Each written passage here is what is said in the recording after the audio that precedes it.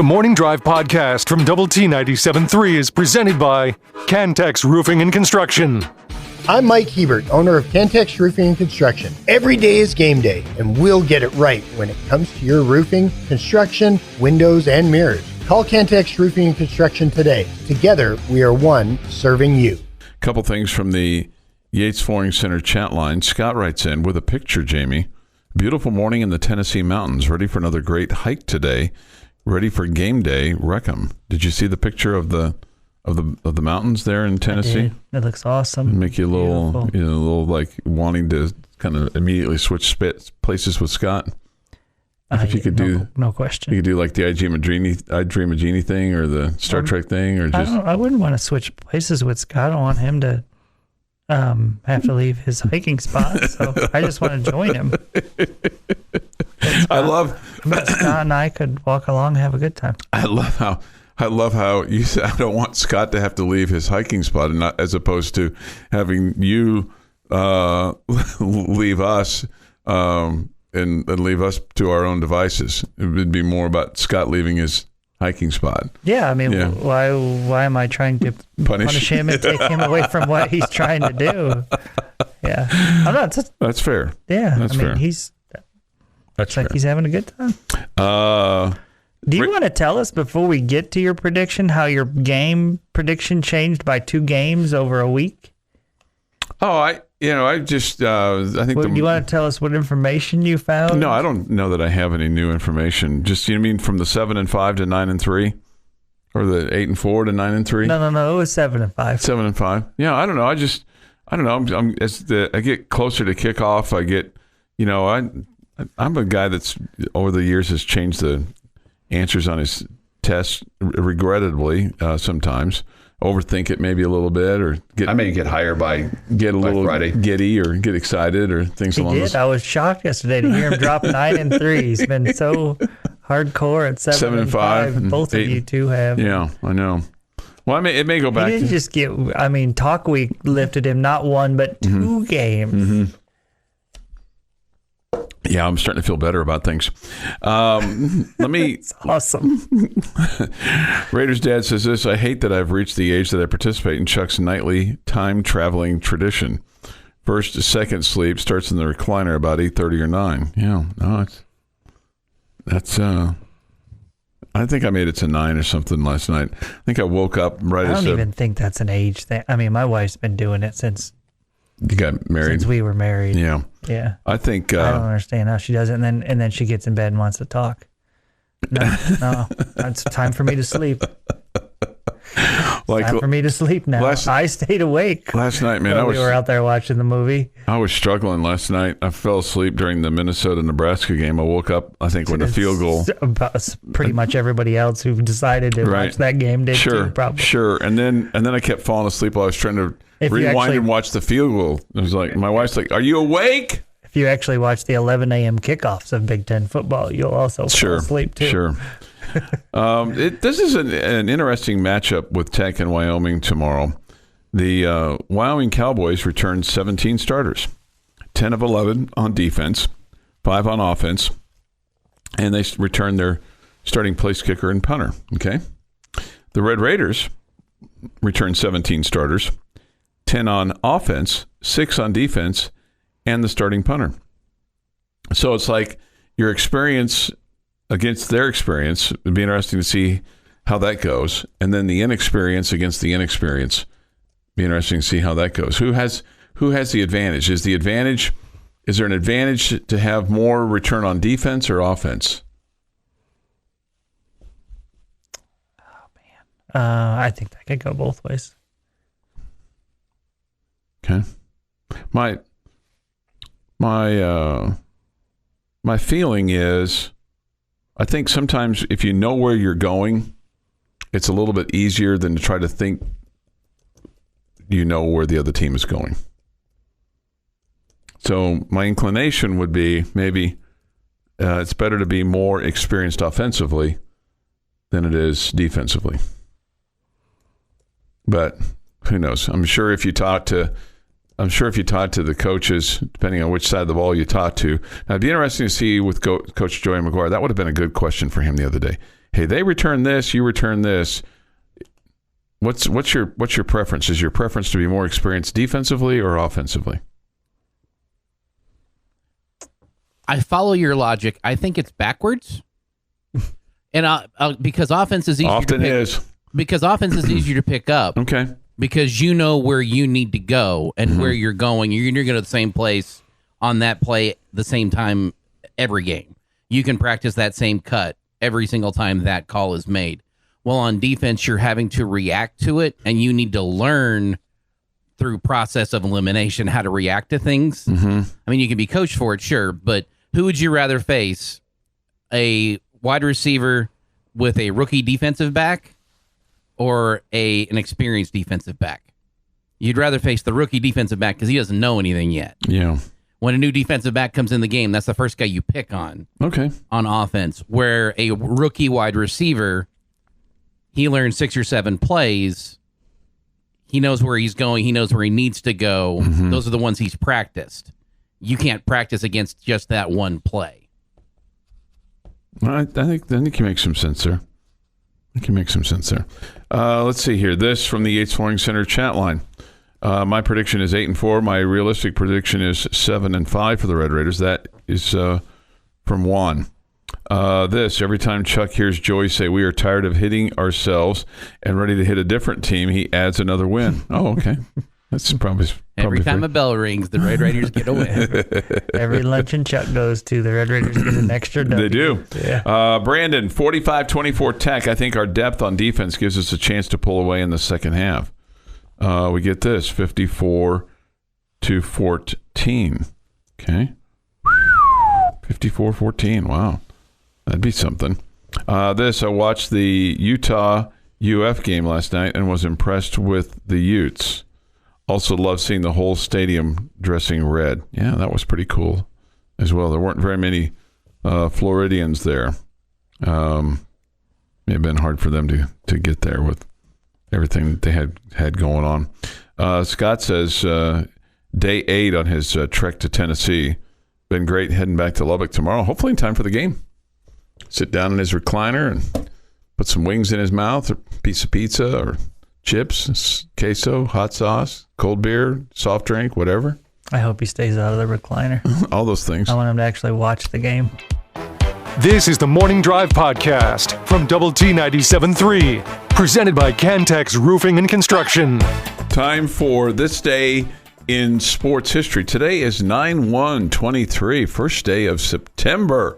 Hopefully you get all things done that you needed to for August, but if you didn't, you got today. Oh, sorry about that. And I'll get to that today. Here's Jeff McGuire. Going to start in 1931 today. Future Baseball Hall of Fame first baseman Lou Gehrig has a really good few days.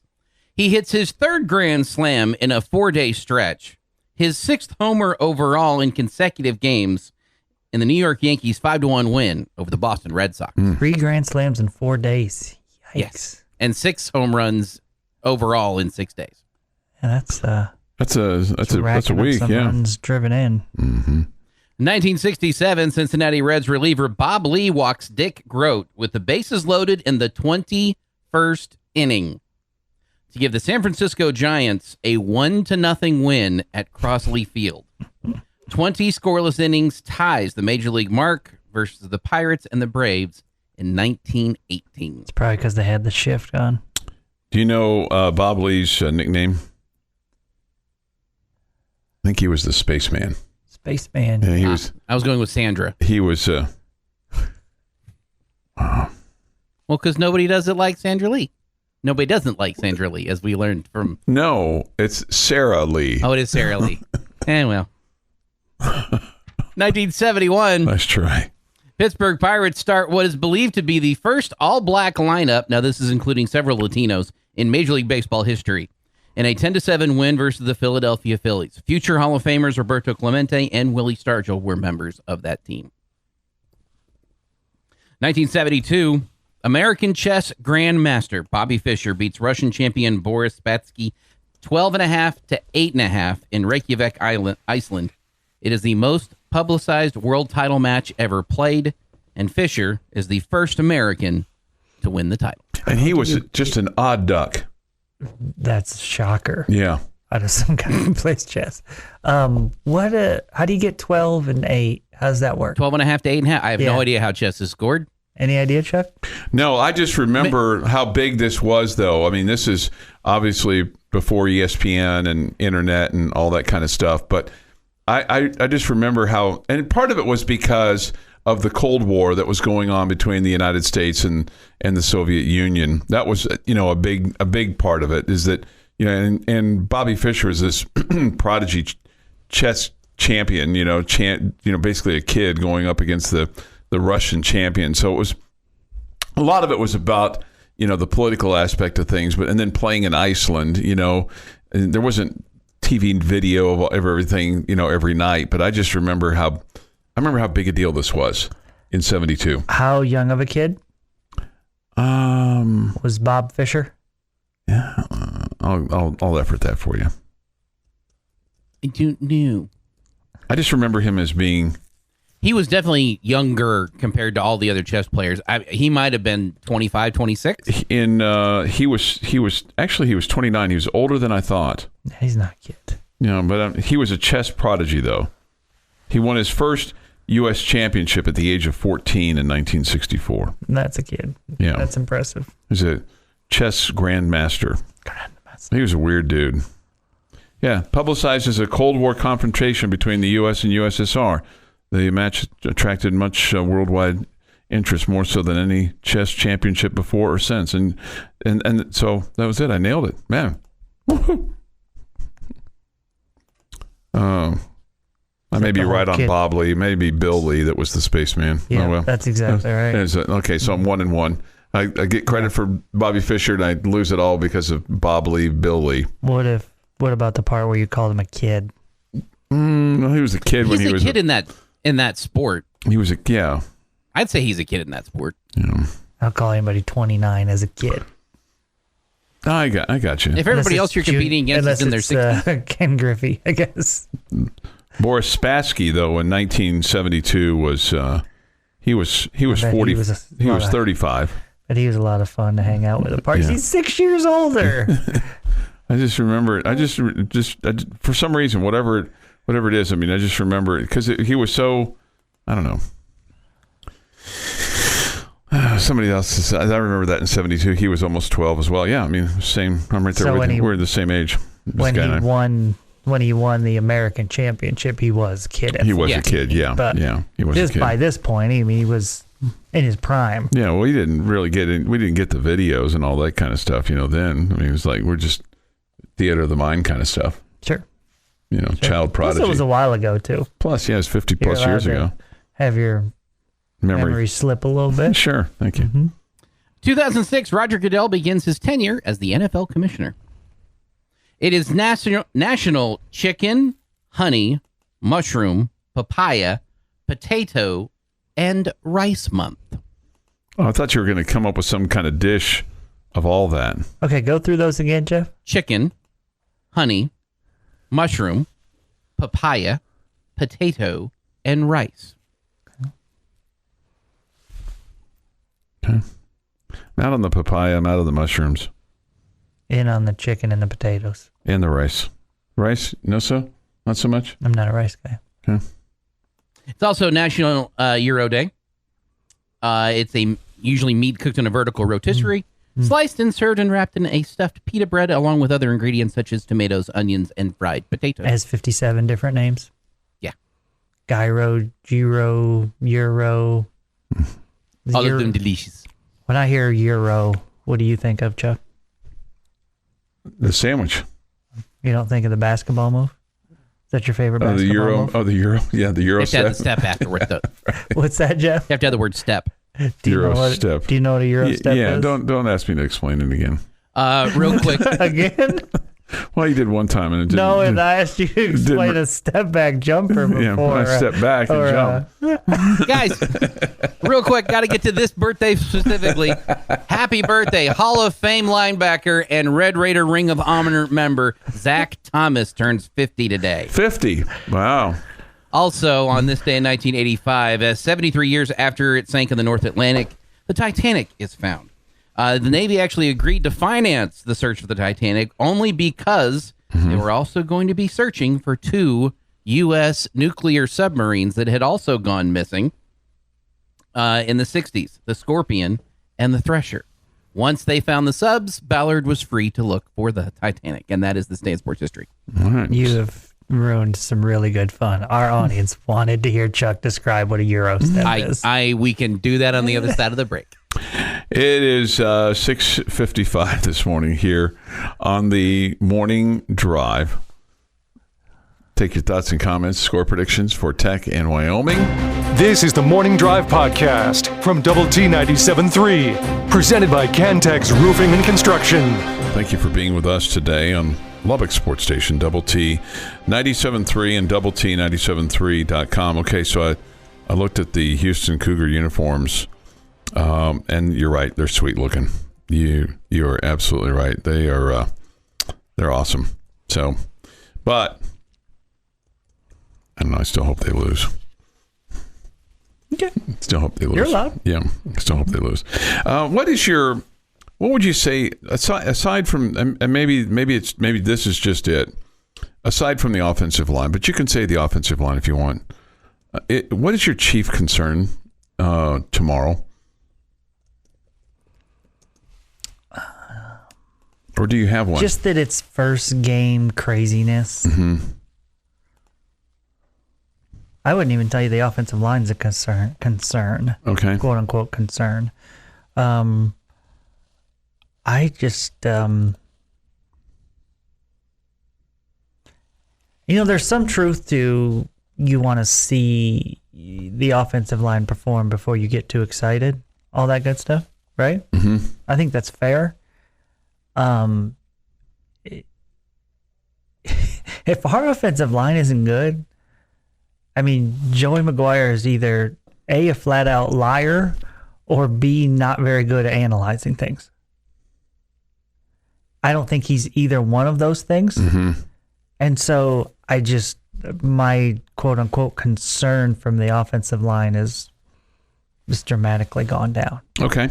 Have we had coaches in the past tell us that they think the offensive line is going to be a strength? No. I don't think they have. Yeah. I don't think they have. Yeah. So, again, he's either lying or he's bad at analyzing. And I don't think that's the case. Yeah. I think why would he sit there and tell us that when he's seeing in practice them be bad? Mm-hmm. Just so the season can get here and we can be critical of Right. him Okay. telling us that. So that's why my concerns have gone down. I get, and I know Jeff has said it a bunch of times, as bad as it's been, I just want to see it first. I get it. That's fair. Yeah. Mm-hmm. I think it's fair. But I am not. I don't go into the game concerned about the offensive line. I go into the game actually pretty excited that you have a pretty good challenge with their defensive line. So I want to see exactly what you're made of. But to answer your question, sorry, that was a long roundabout answer. Okay. I just sometimes things go crazy in the first game of the season. Teams get too hyped. Teams get too excited, or teams just, try to do too much, maybe. Yeah, or they're just all out of sorts. We saw some of that last weekend. You mentioned the Ole Miss game, a few seasons ago. They just looked just completely all out of sorts, and there were so many things that still needed to be worked out. And I don't think that's going to happen with this team, and then the hype train. I mean, there's a pretty big hype train going on. I don't think that affects the guys that much, but who knows? I mean, we'll just see how they handle all of that. So I guess it's, like I said, to me, it's more the mental part of it, just being the first game, and how's that go? All right, a little breaking news for you. Pete Thamel reporting, ESPN as well, that the ACC presidents have met this morning along with the chancellors, and they have voted in Stanford, Cal, and SMU. This will bring the ACC to 18 teams, 17 of which will play football full-time in the league. The addition because Notre Dame's in the ACC as well. That's the 18th team. They play all the other sports but football.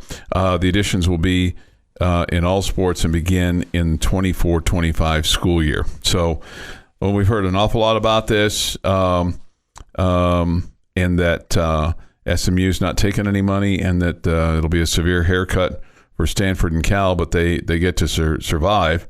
So this puts the Pac.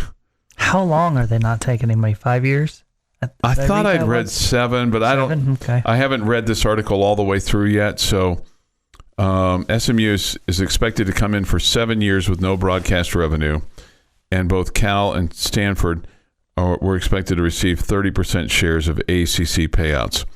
The money is expected to bring additional revenue of between $55 and $60 million. Some of that would be divided up proportionally among the 14 full-time members and Notre Dame. Another portion will be put in a pool designated for success initiatives that reward programs that win. So this will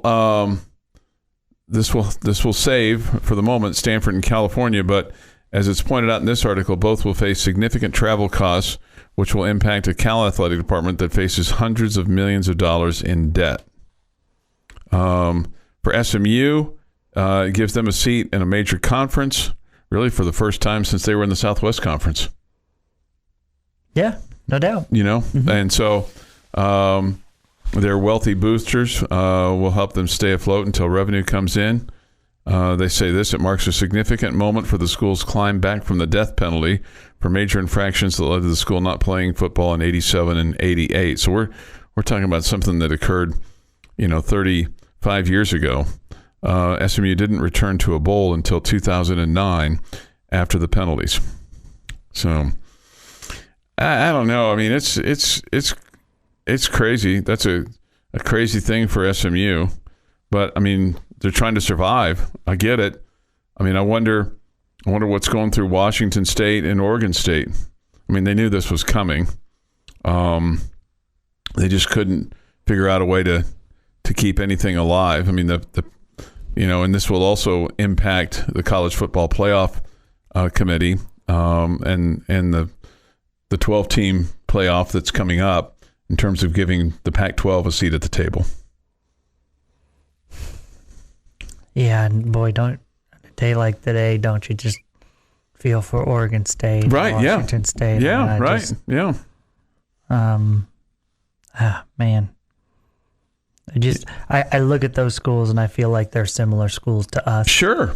And man, they just got fleeced and hosed by their teammates. Man, mm-hmm. they just. Mm-hmm. And I think that if you kind of look at the Big Ten, you might look at a school like Indiana. You might look at Rutgers to a degree. If you're in the SEC, you might look at a school like Vanderbilt, a couple of others. But yeah, the travel costs will be enormous. It's the Atlantic Coast Conference becomes. Well, they're still on the coast. Yeah. It's the Atlantic and Coast. They're not going to change it to the PACC, Pacific and Atlantic Coast Conference. The Atlantic and Coast Conference. Yeah. And Coast. Yeah. We get this. Another Texas school elevated. Hello, Southwest Conference mediocrity for Texas schools. Crazy. That from the Yates Flooring Center chat line. So if you were Oregon State, Washington State, mm-hmm. you don't want to join the Mountain West. Okay. You might not have a choice. You might not have a choice. Do you go independent? Do you two agree to play each other every year and then go independent and try to get on all of these teams' non-conference schedules to make your full schedule every year? Well, it's not about making your full schedule. It's how can you recoup your TV money? That's really what it's about. Can you? And I don't know that you can go on. Go play. Nobody's going to go there to play in November. I mean, you might have a SEC school that would go there 1 week in November, but no Big 12 school is going to go there in October, November. No ACC school is going to go there in October, November.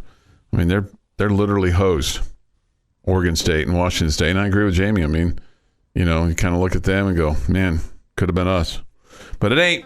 The Morning Drive podcast from Double T 97.3 is presented by Cantex Roofing and Construction. Time now for Jamie's question of the day on Lubbock Sports Station, Double T 97.3.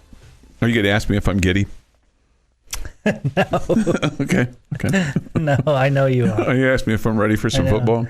I know. I'm fearful, though. I mean, I think it's great that you're getting now. I'm just fearful that you're going to explode. Pace myself? 6:30, yeah, tomorrow night. Tomorrow night? No, I think I'll be all right. I think I'll be all right. You know, maybe part of the reason that I'm not giddy yet is because, like, I have other things that I'm excited about before that. Like my breakfast coming up, or no, I'm just kidding. Like Friendship at Cooper tonight. I'm excited for that. Okay. So, I was really, really hoping Lubbock High would get to 2-0 last night. I was too. I was disappointed that they couldn't get over the hump against Big Spring. That was a school that they had lost to last year as well. So they're now a level 1-1. Coach Rodriguez has talked about.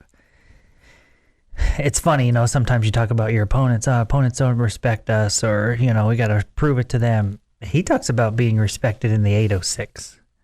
And I find myself really pulling for Lubbock High just because, they in many sports, they're not the ones that are excelling the most, right? And some they are, but in football, they're not. And I don't know. It's not always been a fair fight. I mean, in terms of just the number of kids playing football and just the way that school is set up. And that's all fair. I just feel like I don't know. I'm really pulling for them to do well. I thought that was a huge win for them on the road last Friday, and I was really hoping they could get it done last week. I hope that Dallas Trevino, their quarterback, is okay because. He's just a freshman. 14 years old. 14 years old, right. 14 years old. Right. That's just crazy. It is crazy. That is crazy. So, but that speaks to what I just said, that, it's not always a fair fight over there with them, and just because of the numbers. But I think he's injected a great deal of enthusiasm. I think he's got the right kind of mindset and spirit and coaching, and I think, I'm rooting for him. I'm with you. I'm rooting for him. I'm hopeful that they'll do well, and I'm hopeful that Estacado can bounce back this year because they got Bobby Ross is just.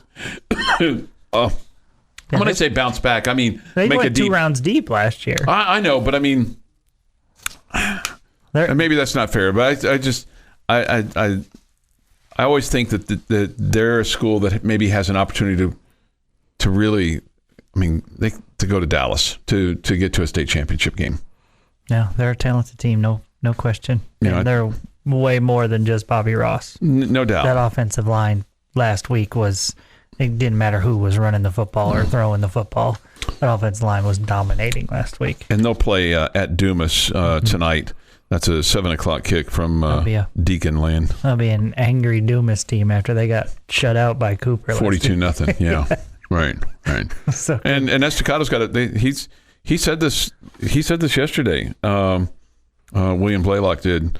He said, "Man, we got to play some defense. 65-51. You can't do that. They dominated. The ball offensively, but you can't give up 51 points." So you want me to tell you your question? No. I got a silly story about Coach Blaylock for you. Okay, a silly story. I told him this yesterday. Okay, you know me; I'm not usually going up to coaches and telling the story. But I'm shocked, right? Ever since he's come to Lubbock and got the job at Estacado, I'm like, that guy's name rings a bell. Why do I know his name? Was he a junior college guy? I found out where he went to high school, and I covered him in high school. Did you really? He played at John Tyler. He did. Yes. And then he went on to Baylor. Was he a defensive guy? I think he's a lineman. Okay. Yeah. So I heard him say last week on the High School Fan Zone who his high school coach was, and I was like, that's where I know him. That's where you know him. Okay. In high school. Yeah. That make you feel old? No, it just made me feel silly. Like all the times I'm like, why do I recognize his name? I didn't just Google and find out where he went to high school. That would have been very easy for me. So you want to make it hard on yourself? I don't know. I just was like, every time I heard his name, I'm like, why do I know him? Mm-hmm. And that was pretty sad. I told him, I was like, Coach, that's pretty sad on my part that I didn't just look it up. But so then we shared our East Texas stories. Oh, nice. Yeah. Oh, and Dumas, the demons, not the deacons.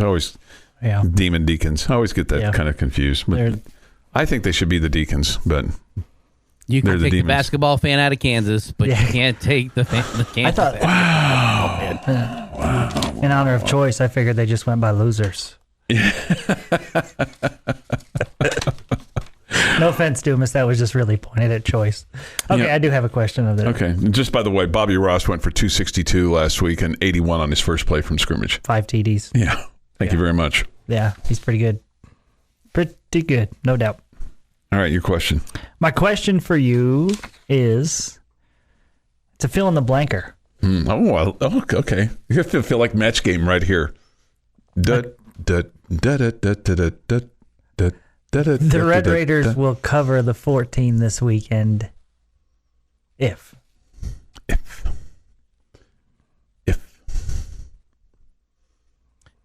your offensive line is as advertised. My deal was going to be, the first thing I thought was if they can protect the quarterback. Okay, I am going to go if, and this would play into what you guys are saying, if you don't lose the turnover battle by 2 or more. Okay.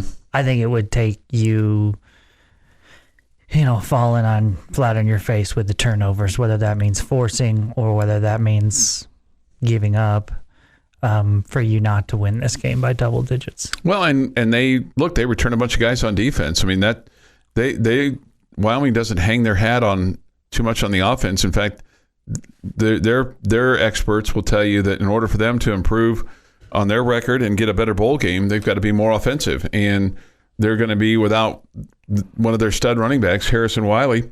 He's still recovering from a knee surgery. They've got to throw the ball. And Tech's defensive backs, that's a strength of that football team. Your secondary, and then your ability to put pressure on the quarterback is a strength as well, you would think, against a Wyoming team, especially with the defenders that you're bringing back. And, is Steve Linton all advertised as he is? And he is getting lots of love from national people. He is.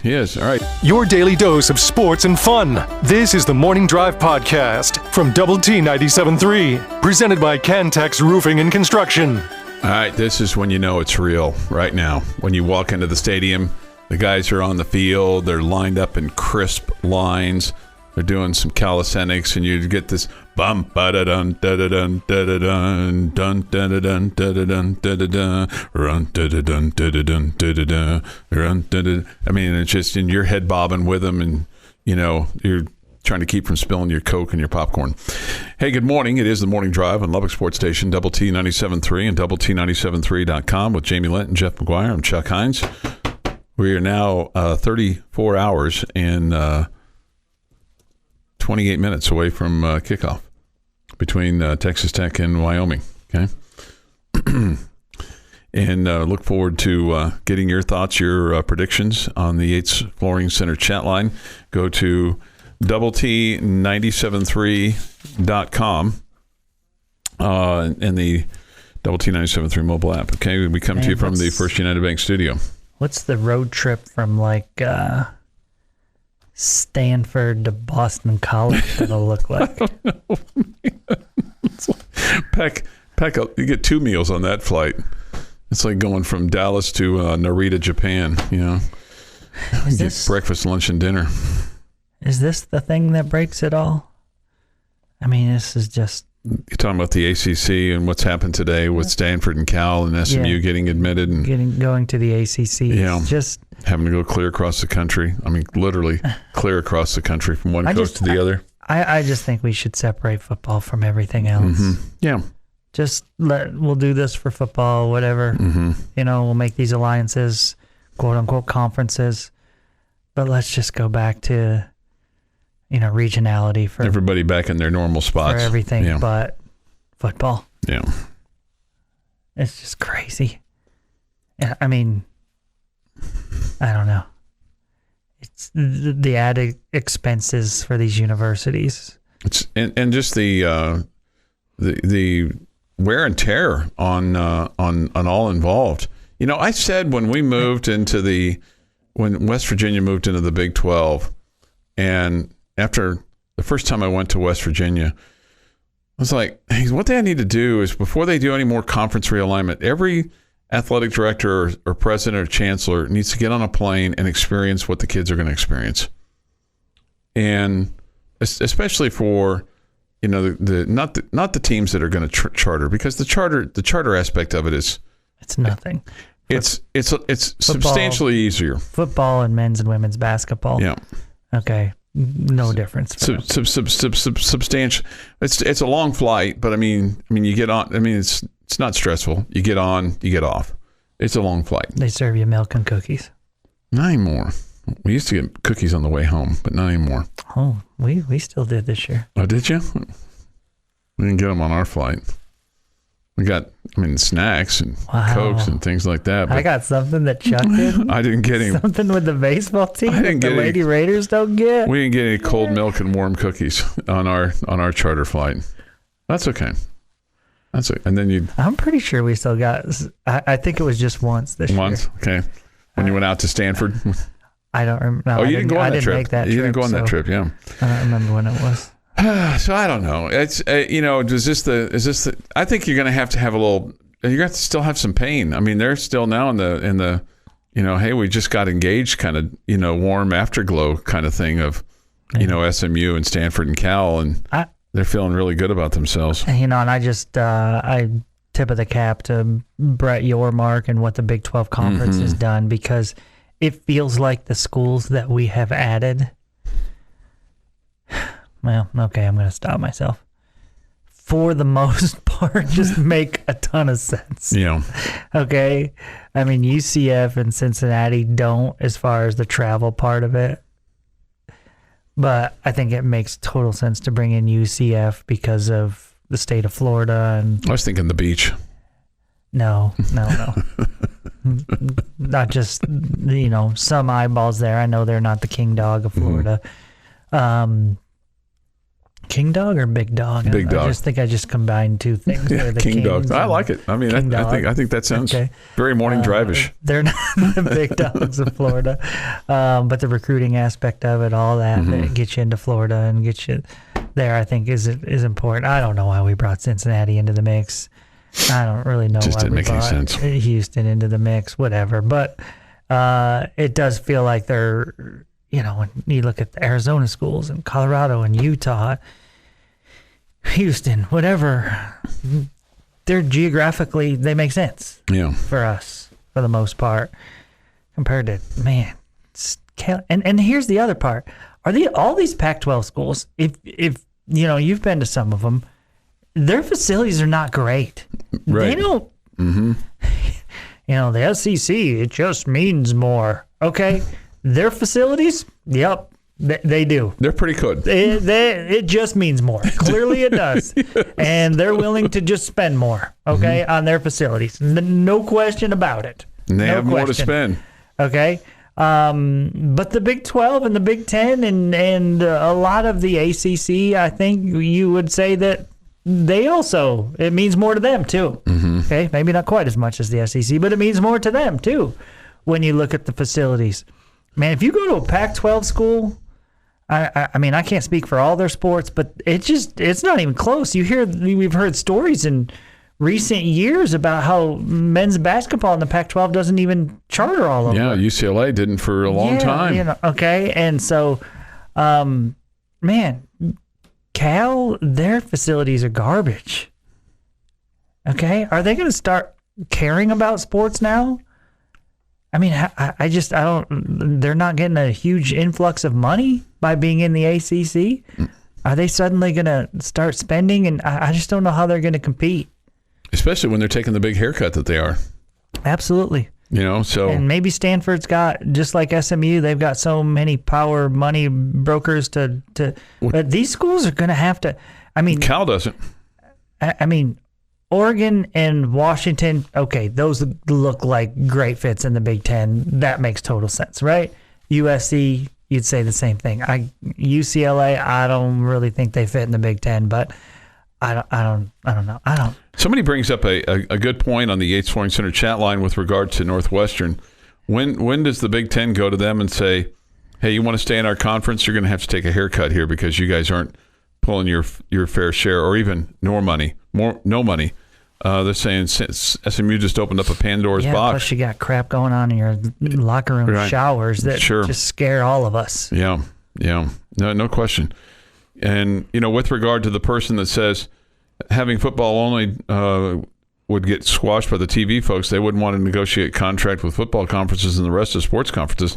No, really what that would mean is you'd have this one big super conference that would negotiate, and the money would get split, and then the other sports would have to fend for themselves, which would probably mean less things for them globally. This has been the Morning Drive Podcast, presented by Cantex Roofing and Construction. Check out our library of Double T 97.3 podcasts at doublet97.3.com.